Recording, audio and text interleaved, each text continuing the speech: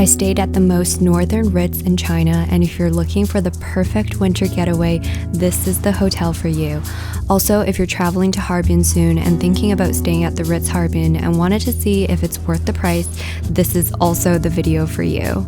There are timestamps in the info box below, and don't forget to turn on subtitles if needed. My friend and I arrived at around 8 p.m. in the evening, and as soon as we got off our taxi, we were greeted by the concierge staff who helped us take our large luggage up to our rooms. So the Ritz Harbin is located in the Daoli district, which is the district where most of the hotels are, and it overlooks the stunning Songhua River. For me, the location was super convenient. It was a 10-minute drive to everywhere like Central Street, the Ice and Snow Festival, and the Giant Snowman. The concierge told me that the closest subway station was like a 10-minute walk as well. The Sky Lobby and check-in is on the 54th floor, and every time you go up to your room, you have to first go to the 54th floor. The guest floors are on the 38th to 53rd floor. I stayed at the Ritz for a total of 5 nights during peak season in January for the Ice and Snow Festival. The room rate was a little over 2,000 RMB per night for the most basic room, which is called the Deluxe Guest Room with the city view. However, the front desk clerk who was helping me was super nice and upgraded my room to the premier panoramic river view room, which also had a really nice view of the Ice and Snow Festival.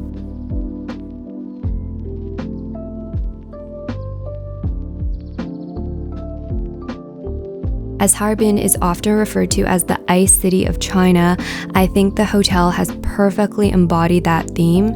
You can see beautiful decor that resembles ice and snow in the rooms and throughout the entire hotel. There's the Ice and Snow Festival in the distance. I absolutely love the decor, like this light with these ice-looking covers and this blue and white wall painting.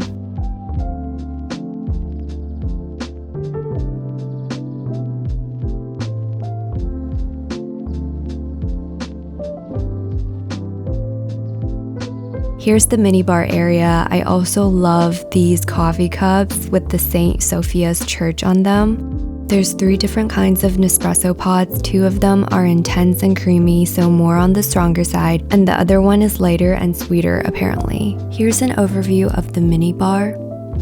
There are also some snacks, an ice bucket, and there should be glasses in here as well, but the housekeeper took them out for the Turndown Service. This is the price list of the minibar. On the side of the wall here stores the kettle, teapot, teacups, and tea bags. There are 3 different types of tea: English breakfast, oolong, and jasmine.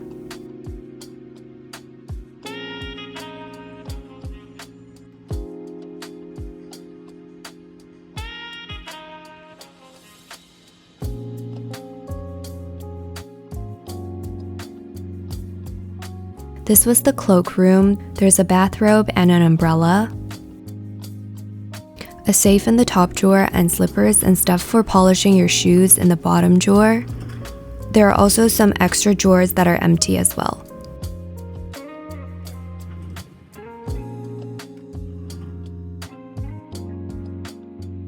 The walls of the cloakroom was also really pretty. It was all sparkly and glistening in the light.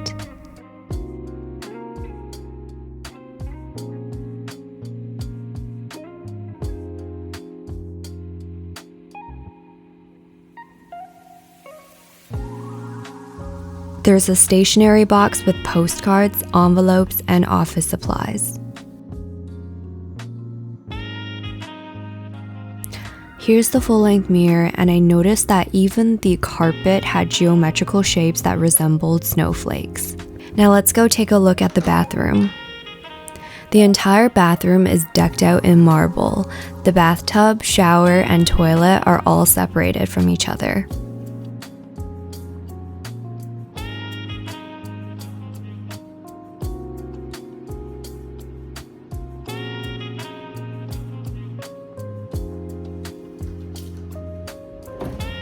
Here are the amenities. You pretty much have everything from toothbrush, toothpaste, cotton pads, Q-tips, comb, nail filer, razor, shower cap, and a loofah mitt.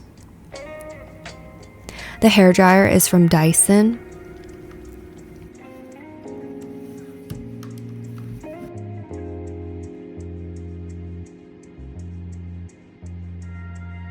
So one thing I really wish they had more of was storage space. I literally had my stuff all over the counter on both sides of the two sinks and more stuff on the bathtub ledge.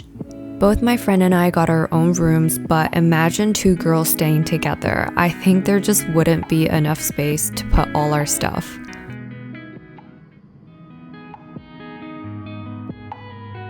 The toiletries are from Deep Teak. There are some bath salts near the bathtub.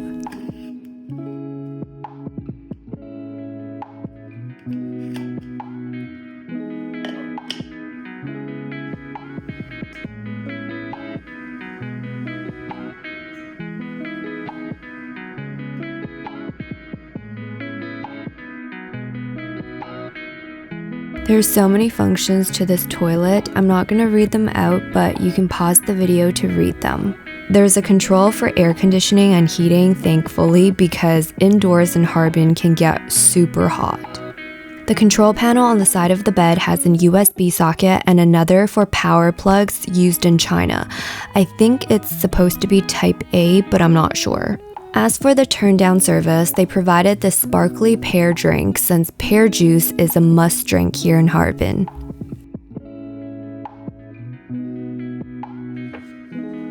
The breakfast sign for the door will be placed on your bed if you want to order breakfast for the next morning. They will also put out the spa menu along with a card that has a whole bunch of pillow choices. I requested for the lowest one possible because I honestly cannot sleep with high pillows. They said that the memory foam one and the latex one are the same height, so I got one of each.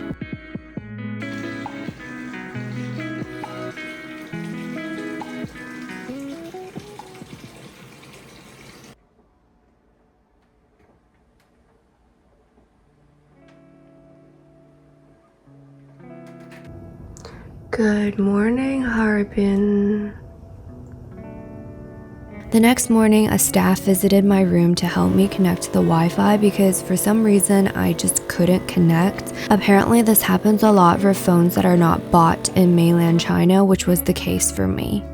They also gave me two of these super cute lions. One of them was in a snowman costume and another one was in the traditional northeastern China print clothing. How cute. We went to the 54th floor to the Manor 54, which was the restaurant for the breakfast buffet. And its location was right beside the Sky Lobby.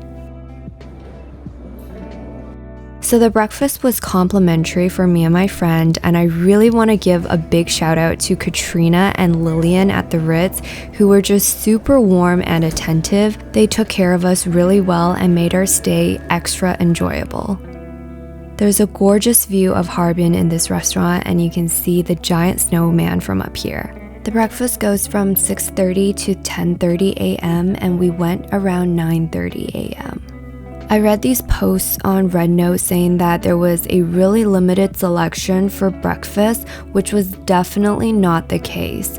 I felt like there were too many choices and I wanted to eat everything.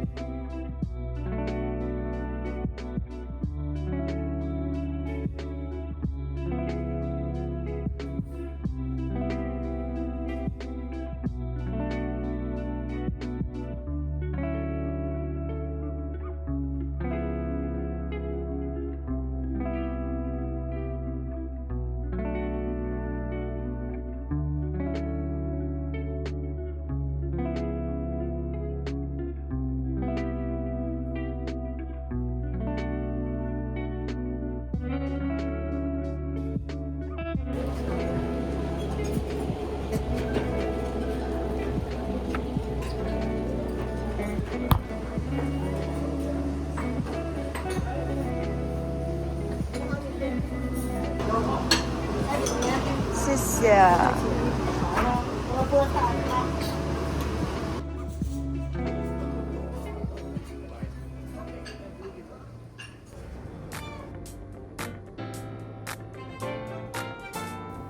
The gym and the pool were located on the 37th floor. Treadmills had a view of the Songhua River, and each machine has a towel and a water bottle. The gym is fully equipped. All the machinery and equipment were in excellent condition.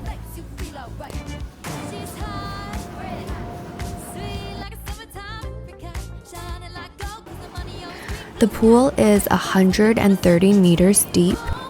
I'm not really sure about the temperature of the pool, but I thought it was a little bit on the colder side because I literally couldn't get myself to go in. And it was quite empty on a Thursday afternoon.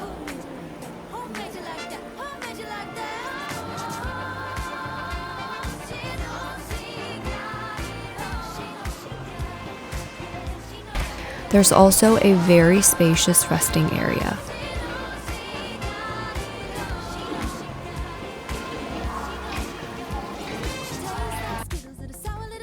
The hot tub, sauna, and steam room were all located in the changing room.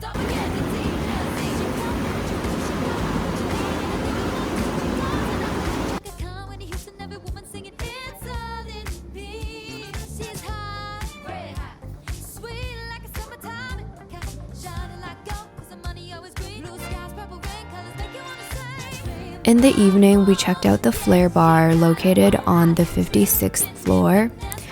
There's both a smoking and a non-smoking area.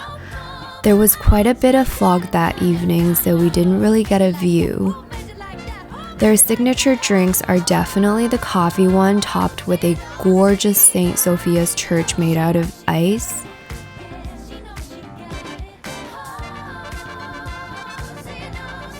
The other is the strawberry and vodka one in a Russia nesting doll, which was super unique. I still cannot get over how pretty this cocktail is. Like, how can a cocktail be this pretty?